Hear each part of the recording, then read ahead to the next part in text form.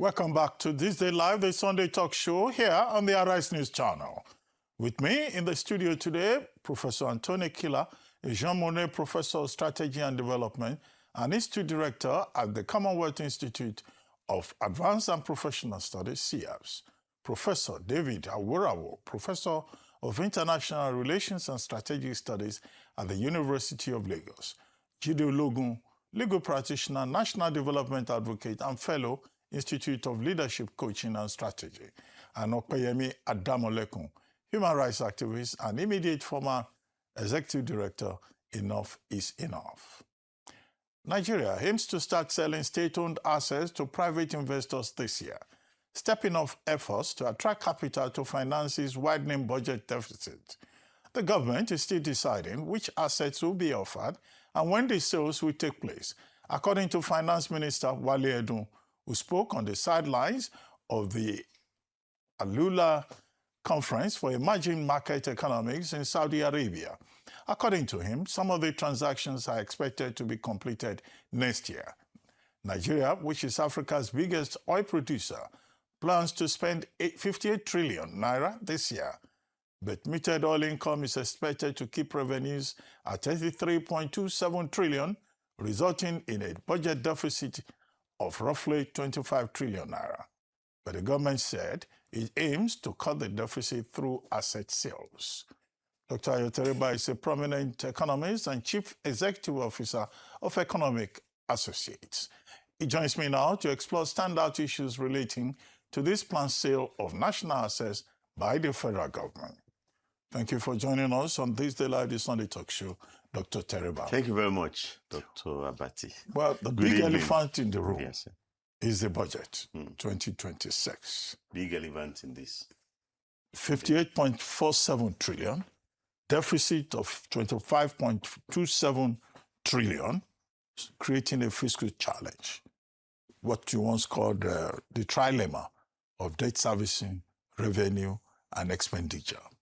And in the week that just passed, when the various MDAs came to present their budget proposal and defend those proposals, what we saw was that everybody was talking about getting money, what to spend. And you in one public statement said, no, why is it that nobody is talking about revenue? Why is everybody looking for tax or customs revenue, whereas those ministries should be productive? Well, productive? How? And then, of course, many of these ministries are not cash-backed. Take the example of the Ministry of Health, Federal Ministry of Health, over 280 billion for that ministry. But the whole of 2025 to date, it got only 36 million naira. How do you expect productivity? It wasn't alone. That was typical. So how do you say these ministries should become revenue-generating ministries? Okay, we can take it. Ministry of Women Affairs, for example, generate. We can take it one by one. Okay. Thank you very much, for the invitation. Good evening, viewers. This is a very important conversation. And we misrepresent the issue. You say Nigeria wants to spend 58 trillion. That's not correct. Federal government of Nigeria wants to spend 58 trillion. And federal government of Nigeria is not synonymous with Nigeria. And that failure to distinguish what is national from what is federal is what is killing the budget. We have spent 1.5 years doing a tax reform. We have 4 tax laws, which does not differentiate between federation and federal. So we've changed federal inland revenue, which should never have been called federal inland revenue, which should always have been called federation inland revenue. We changed it to National Revenue Service. We've created a National Revenue Board with representatives for the 36 states, representative for the federation, no representative for federal. So you have a conflict, a dichotomy in which the federation has revenue agencies. The federal has no revenue agency. So the federation has no revenue officers, which they collect revenue, they pay it into federal, the FAC account. And this is split into something retained for federation and the rest is shared among 3 parties, of which federal is just one. They get like a quarter of money in the federation account without any revenue agency of their own. This is what is killing the federal budget. So federation has revenue but doesn't have an appropriation. Federal has no revenue agency, gets 1/4 of what federation has, but it has an appropriation, a larger than life appropriation, without sufficient distinction between which component of that 58 trillion is being spent for federation purposes and which fraction of that 58 trillion is being spent for federal purposes. We have 48 ministers. We have maybe over 100 MDs. Which one of them are on federation assignments that should be funded from the purse of the federation? Which one of them are from federal assignment that should be funded from the purse of the federal? Just like the states get their revenue, they have their budget, they have their revenue agency. So these are omissions that is beyond the president, that is beyond the minister. It goes back to the National Assembly that enacted the law. So all the revenue agencies that we have at the national level are federation, whether the Fiscal Responsibility Commission, whether the RAMFAC, whether the FAC. The accountant general is of the federation. There is no federal accountant general. So the federal is an orphan. So when these ministers come, presumably, to propose federal spending, it's the Senate itself that is telling them to defend spending. It's approving those things and putting it in appropriation law against anticipated revenue. The Congress in the United States would not do that. Before they approve spending, the revenue is sitting there. Therefore, let's go back. The National Assembly, both chambers, whether it's House of Rep or Senate, have committees, maybe 80 in total, maybe. None of them is charged with revenue generation responsibility. So we do budget every year. Budget has 2 sides to it, revenue and spending. And all that the Senate is talking about, all that the Rep is talking about is spending. Nobody is talking about where would you assume that the president will do magic. And there is really no officer responsible for revenue. Teriba. Well, okay, you've defined what the problem is. But the government is trying to find solution. When Mr. Wale Edun was in Davos, I think, he talked about sovereign borrowing. And the reaction from some of your colleagues then was that this is going to crowd out the private sector in Nigeria. Now, I think you yourself again spoke somewhere that, look, to fund the budget for 2026 and to bridge, address the problem of deficit, that we should not rely on oil revenue. We should not rely on tax revenue. That we should also find more creative ways of adding value. Now, the minister now has now come up, the coordinating minister of the economy, with a proposal to sell 91 assets belonging to government. 91. A list of 91 was announced, but we don't know the specific ones yet. But I recall in January, when you were on this table, you said we should not sell assets, we should monetize assets, that selling of assets just to raise cash cannot work. Do you still hold that position, or you now agree with the approach announced by the federal government of Nigeria? Okay, 91... About 91 assets, yes. Assets. Not listed, but mentioned.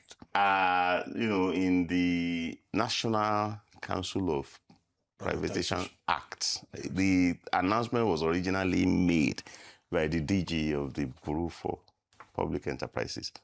He's saying that of the total assets listed in that act, they've worked on a number And the number left that they had not worked upon is 91. It's not saying they will sell it. There are a lot of things they can do to them. They can commercialize some. They can privatize some. And in a very minority of cases, they could liquidate for sale. So I am sure that if you give the minister an opportunity to explain himself, 89 billion is $120 million compared to a budget of 58 trillion, compared to deficit of 24 trillion. We will be losing our sense of proportion if we are saying that where we are going to get money to fund revenue of a deficit of 24 trillion is selling assets worth 39 trillion. And the language, sale of assets, is usually used by accountants. It's not the language of economics. It's not even the language of finance people. We talk about asset securitization. Or leverage. No. Leveraging of assets? No. Asset securitization. Okay. And you can lease it. You're saying generate revenue from your asset. That's all. You can lease it, you can rent it, you can concession it, but asset securitization gives you the opportunity to eat your cake and have it. So if private companies that are listed on the market, did they take the company to the market to sell them? Companies list their assets, raise money, and when they don't need the money, they repurchase their assets, they leave the market all over the world. That's what we are saying Nigeria should do. So I do think that the Senate should make a proclamation that none of our assets is for sale. Okay, Federal Secretariat is there. It's been locked up now for more than a decade. We want to tax people. You have an asset there. Which of us will own that Federal Secretariat and will not be collecting daily rent from it? So if you say financialize that asset, you're saying generate money for it. National Stadium is there. It doesn't earn anything. The one in Lagos, the one in Abuja, 145,000 capacity, 160,000 capacity, and zero income. And you are borrowing. And you want to tax people. Say, go and generate. So if you give them out to developers who pays you, and who pays you a fraction of the rent they generate from them, that's asset securitization. It's your cake. You are eating it, but you still have it. One day, development rights will expire, and the full ownership of the asset will revert to you. You can do the same to fund rail, to fund terminals. You can use it for any of the assets. We have maybe 10,000 pieces of real estate located in prime area, earning us nothing. And you say Ministry of Women Affairs, do they not have built structures that they can earn rent from? There's no MDA that does not have one asset, including the military. They have barracks in prime locations that they can earn trillions of naira, if not trillions of dollars from. But nobody earns anything from anything. Everybody is sitting, waiting, telling the National Assembly, I didn't get the money you promised me last year. And they still want money this year. So if everybody only wants money to go and spend, and nobody talks about generating money. Also, do not bury your talent. That's the message. Okay, when you say financialization of assets, which assets do you specifically have in mind? The National Stadium. It's not a very attractive asset too. Because some of the assets are in such a state that nobody can buy them up. Because or take them up you have and say they will transfer them. You have asked the question, which assets? Yes. And then we'll come back to specific examples. Mm-hmm. You have three categories of assets that you can financialize. Your state-owned enterprises. All of the companies that Nigeria owns, including NNPC, including Nigeria is just a minority owner of LNG, but 49% doesn't look like minority. Has no market value. So their value on our balance sheet right now is zero, including NNPC, mind you. So the reason why companies do IPO is that the financial value can be revealed. So they are non-financial assets. And you go around the world borrowing. People talk about your debt. So they talk about what you owe. Nobody says anything about what you own. So the first step, take your state-owned enterprises to the market. Kenya said it's taking all its state-owned enterprises to the market. It will do IPOs of up to 20%. Aramco took, Saudi took Aramco, it did IPO of 2%. And they discovered that the company was worth 2 trillion. Prior to that, the value of the asset on their balance sheet was 0. That's the first thing that Nigeria has to do. Let the world know that you own something. And it's not just corporate assets. Do the same for all your real estate. Are you saying the National Stadium is worth 0? Are you saying that the Federal Capital Secretariat is worth 0? Do auctions. Let's know the value. So it looks worthless because you buried the talent. Okay. And when you know the market value, then the third one are your infrastructures. What the Minister of Aviation is saying about airport terminals. It's not just airport terminals, it's rail terminals, there's water transport terminals. List them, value them, and then let investors come in and bid. When you put a bid out, I was watching General Obasanjo. He said they made 285 million to sell just one license of each of the GSM companies. So they made money from licensing. What money are we making from licensing right to operate any of our assets? We do licensing round. And all we can talk about, we're talking of 189. That's which sale? Asset sale. You sell, if you want to sell asset, you sell licensing right. It's intangible. It expires after a period. Okay. So, all of this so conversation. these are assets. Yes. When you said, what assets can you financialize? We just watched Morocco host AFCON, deploying 9 stadiums in 6 cities. In all of the stadiums that we have in Nigeria today, only 1 is fit for FIFA-rated games. That's in one of the states. So if one state can successfully, manage a stadium to FIFA standards, what's happening to the rest of us at the states? Okay. What's happening to us, the federal government? So that's what we are saying. That But we're turn to your assets, make them productive. We're saying all of this in the context of the 2026 budget. Yes. And how to fund it. Yes. Now, all of these processes that you have laid out, even if you want to financialize those same assets that you have identified, it's not something that can be done in 6 months. It's not something that can be done in 1 year or 2 years. No. For Nigeria, for the purpose of the 2026 budget. Because you don't have the institutional framework for doing it. The National Assembly, both chambers, none of the chambers has any committee on revenue.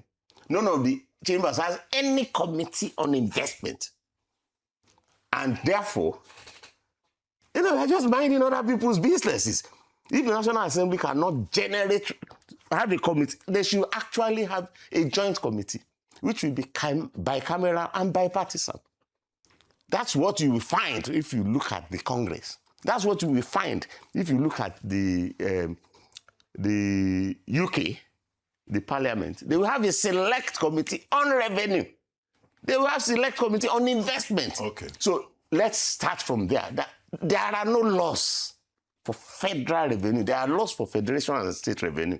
Let's have a law from the national. It's a challenge. Okay. Let's have a law. There be a committee that will enact a law on federal revenue, and let the senators and the reps make sure that every agency had been quizzed on their revenue generation capacity before they start talking of expenditure. That's the point. And then let's have federal officials whose responsibility is to manage federal revenue. You only have federation managers. You have no federal revenue manager. And then you can talk about federal spending. This is all very interesting. I know many years back, like 8 years, 7.5 years. 2017 at Apapa. On the same table. That's right. From Apapa to correct. You used to advise government. Yes. You used to send them papers. I wrote a paper. What happened? Unlocking liquidity. How did the trailer go? I was vice chairman of the the technical committee of the National Council on Privatization. So what happened? So we talk about this. No, we created MOFI. Okay. We have a national asset register. But as long as the National Assembly does not have an oversight committee to ensure revenues are generated, to ensure that investment is attracted, then we will be saying FDI is 0, only FPI is coming. The central bank has no pronouncement on investment. Okay. They Dr. only make Teriba. pronouncement on current account. They have no pronouncement Okay. on FDI. So we need to enact I'm trying to policy. marry So time. you can't blame anybody for there being no FDI or there being no federal revenue because there are no laws. Finally. There are no instruments for ensuring that they will come. We were expecting the CPI for January. Yes. As the inflation figure for January. Yes. I think by today. Yes. Then maybe because today is weekend, maybe we'll have it in a matter of days. What should we look forward to? Will inflation go down? Or will it, because the other time you were here, we also discussed inflation figures. And you thought, they were doing some voodoo management. 3% added to every month from January to yes, December. That's what you said. I was unhappy about. What should we expect tomorrow? Yeah. Or next tomorrow? Many countries in the world, inflation is at most 2%. Also, if you add 3% every month to your own, and you say that's world methodology. Tomorrow, well, the good news is that, the most concerning component of the CPI basket is food. Unfortunately, as of December, it was at 11. And for January, you expect that will drop to single digits. And that the headline index that was still at 15 as of December will probably then drop to about 12 or so. And hopefully by the next reading, it will drop to single digits. So we are still on course. Hopefully that Nigeria will see single digit inflation. And one leading indication of that is what is happening to the exchange rate. We ended the exchange rate still at like 1,452. Well, it's appreciated. Right now, appreciated. So when currencies appreciate, inflation decelerates. When currency depreciates, inflation accelerates. So the good news for Nigeria in 2026 is that with an appreciating currency, you should expect further deceleration of inflation. That's right. Okay, thank you very much. Thank you very much. Dr. Teriba, for joining us on today's edition of This Live Day Sunday Talk Show.